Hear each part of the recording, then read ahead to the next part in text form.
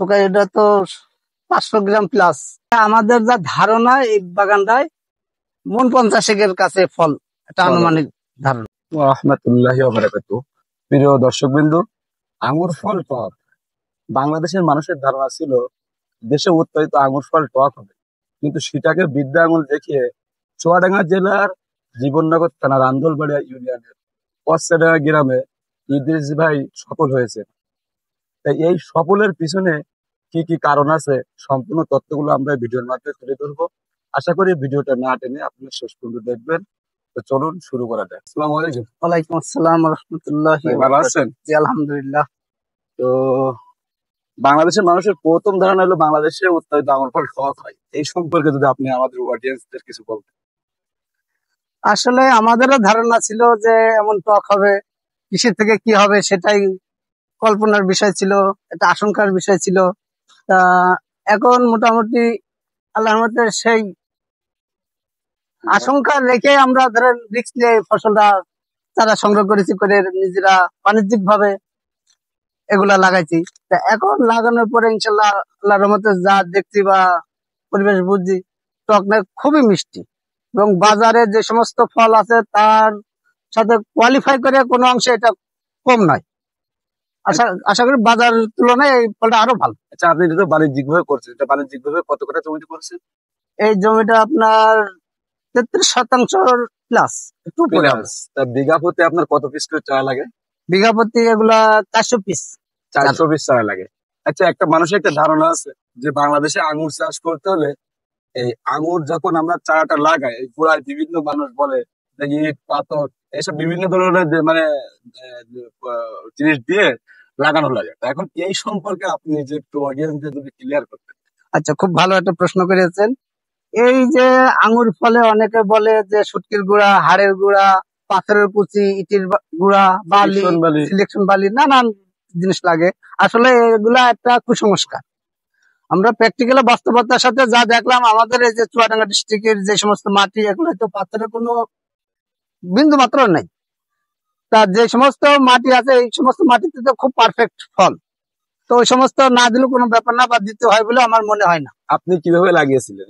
আমরা যে লাগাইছি এই সমস্ত এই যে মাটি খুঁড়িয়েছি, খুঁড়ে নিচে ধরেন জৈব সার দিয়েছি, জৈব সার দিয়ে জৈব সারের উপরে চারাটা লাগিয়ে মাটিতে ঢেকে দিয়েছি। মানে এতে আর তেমন কোনো কিছু না, এতে কোনো আর অন্য কোনো। গভীরতা কতটুকু করেছিলেন? গভীরতা ধরেন এই যে 1 কোদাল পরিমাণ দিয়ে ধরেন গোবরের সারটা ভেতরে দেওয়া। আপনি তো আরো নতুন করে আবার লাগিয়েছেন? যে আমরা এই যে জমির বাগানের উপ সাইডে আরো করেছি। আমাদের ধরেন এখন নতুন করেও লাগাইছে প্রায় 2.5 বিঘা 3 বিঘা হবে। আচ্ছা, এর থেকে মানুষের সব থেকে আবেগের জায়গা হলো এটা আমাদের এই বাজারে বিক্রি হবে কিনা এবং কেমন দরে বিক্রি হচ্ছে, এটা যদি একটু আপনি বলতেন। আসলে এখন ফল তো ফল যারা দেখবে খাবে তারা তো এগুলা বুঝবে, তবে এগুলা ফল বাজারে ব্যাপক চাহিদা। এখন বিদেশি যে সমস্ত ফল, ওই সমস্ত ফলের চাইতে আমাদের ফলটা ফরমালিন মুক্ত। আর দ্বিতীয়ত কথা হচ্ছে একটা সতেজ, কোনো কেমিক্যাল নাই। আর মিষ্টির তুলনায় তো বাজারের ফলের কোনোটা নাই। একটা যদি আপনি আমাকে আপনার মন মতো আপনি যেখান থেকে ছেড়েন, দেখেন এখান থেকে ছেড়েন, এটা থেকে ছেড়েন, আপনার খুশি ছেড়েন, খান। প্রিয় দর্শক, আমি প্রথম আপনাদেরকে একটা জিনিস ক্লিয়ার করব। মানুষ বলে যে বাংলাদেশে উৎপাদিত আঙ্গুর টক, আর দ্বিতীয় কথা খোসা পুরি, তৃতীয় কথা হলো এর ভিতরে বিচি।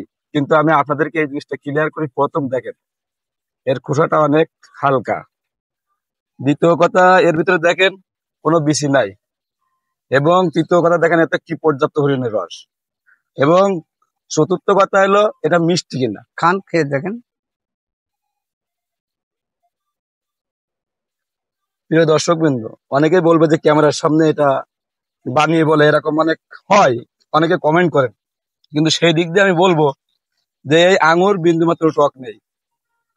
এটা পরিপূর্ণ পাকলে একটু টক হয় না, কারণ বিদেশ থেকে যে আমরা ইম্পোর্ট করে যে কালো আঙুরগুলো আনি, বিভিন্ন দেশ থেকে কালো আঙুরগুলো আসে, কারণ আমরা জানি ইউরোপে এই আঙুরগুলো বেশি চাষ হয়, কিন্তু ওই দেশের আঙুর যে পরিমাণ মিষ্টতা, ঠিক সেম সেই পরিমাণ মিষ্টি আঙুর।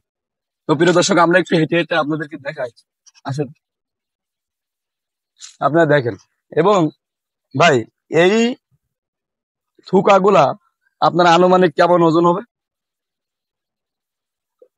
এগুলা আনুমানিক এই যে একটা থোকা, এটা তো 500 গ্রাম প্লাস হবে। 500 গ্রাম প্লাস ওজন। আরেকটা জিনিস ক্লিয়ার করি, প্রতিটা গাছে আপনার কত কেজি করে আঙুর ধরছে? এদিকে আসুন। আসলে এটা তো এখনো তো সেভাবে বলা মুশকিল, তবে আমি এর আগে যখন থোকাগুলা ছোট ছিল তখন আমি একটা গাছ গুনেছিলাম, জি জি, 49 পিস এরকম থোকা। মানে 49 থোকা? জি, 49টা এরকম থোকা এক একটা। হাফ কেজি করে হয় তাহলে তো অনেক। হ্যাঁ, হাফ কেজি বেশি একটা একটা থোকা, তাহলে 49 থোকা কেউ কত কেজি আসতে পারে আনুমানিক? তার ধরুন 49 না হলে সর্বনিম্ন বাচ্চার দেওয়া 20 কেজি। 20 কেজি? 49 অর্থাৎ তাতে যদি হাফ কেজি করে হয় 24-24.5 কেজি। আচ্ছা, এই 1 বিঘা জমি থেকে আপনি যে ফলন পেয়েছেন, আপনি মানে কেমন টাকা বিক্রি হওয়ার একটা আশঙ্কা করছেন? এটা তো বলা যায় না, কিন্তু আশা করছেন কেমন টাকা? হ্যাঁ, তবে এটা ঠিক যে কেমন বেচা হবে, এখন বেচা শেষ না হলে তো আর বলা যায় না। তবে ফলনের দিক থেকে আমরা যা আশা করেছি সেই তুলনায় আল্লাহর রহমতে আল্লাহর কাছে হাজার শুকরিয়া, আলহামদুলিল্লাহ ফলন খুব ভালো এসেছে। এখন বেচা বিক্রির পরে এটা বোঝা যাবে যে কেমন আশা করা যায় কেমন টাকাটা আনুমানিক। এখন টাকার ফিগারটা তো কাঁচামাল জিনিস, অ্যাকুরেট বলা যায় না। তবে আমাদের যা ধারণা এই বাগানটায় মন 50 কাছে ফল, এটা আনুমানিক ধারণা। 50 মন, তাহলে মন কেমন যাচ্ছে বাজারে? মন ধরেন সেদিনকে আপনার একজনের নিয়ে গেলো 350 টাকা কেজি। 350 টাকা কেজি হলে মন কত পড়ছে? 14,000। 14,000। তো প্রিয় ভিউয়ার্স, আপনারা এটা হিসাব করে নেবেন যে আসলে 1 বিঘা জমিতে 50 মন নতুন ফল আসছে। গাছের বয়স 11 মাস রানিং। 11 মাস রানিং। 11 মাস বয়সের বাণিজ্যিক বাগানে 50 মন ফলের একটা ধারণা করছে, তাহলে 14,000 টাকা করে মনে হলে এটা আপনারা হিসাব করে নেবেন। তো প্রিয় দর্শক, বারবার আমি একটা কথাই বলি যে বর্তমান সময়ে আঙ্গুর একটা ট্রেন্ডিং এ চলছে এবং মানুষ এতে ধোঁকাবাজ এবং বিভিন্ন প্রতারণা করে চারা বিক্রি করছে। দেখা যায় ভারতের একরকম মুনাক্কা আছে, এটা আঙুর করে চালাই দিচ্ছে। জি জি। তো আমি আপনাদেরকে বলবো, যারা বর্তমান সময় আঙুরের চারা কালেক্ট করছেন তারা অবশ্যই সেই বাগানে এসে আঙুর দেখবেন, খাবেন, পরীক্ষা করবেন, তারপরে আপনারা আঙুরের চারা ক্রয় করবেন। তো আপনি এই সম্পর্কে যদি একটু কিছু বলতেন, চারা সম্পর্কে। এখন চারা সম্বন্ধে চারা যারা নেবেন তারা আগে আসেন বাগানটা আগে কেমন পরিবেশ আগে দেখেন, দু একটা খান, বোঝেন, চিন্তা ভাবনা করেন, যদি লাগাতে ইচ্ছুক হন তারপরে চারা নেবেন। চারা নেবেন, নেওয়ার পরে আমাদের যতটুকু কর্তব্য আমাদের দিক থেকে, আমাদের কাছ থেকে যারা চারা নিচ্ছে তাদের আমরা প্রত্যেক জনের নোট করে রাখছি। এটা একটা পরিচর্যার মেন বিষয়। শুধু চারা নিলে যে তারা সফল হবে তা নাই, এটার কিন্তু বিশাল একটা ইম্পর্টেন্ট জিনিস হচ্ছে এটার পরিচর্যা, এবং নিয়ম মতো এটা হচ্ছে মেডিসিন প্রয়োগ করতে হবে। সেই ক্ষেত্রে আমরা আমাদের কাছে যারা চারা নিচ্ছে আমরা তাদের অ্যাড্রেস, মোবাইল নাম্বার লিখে রাখছি।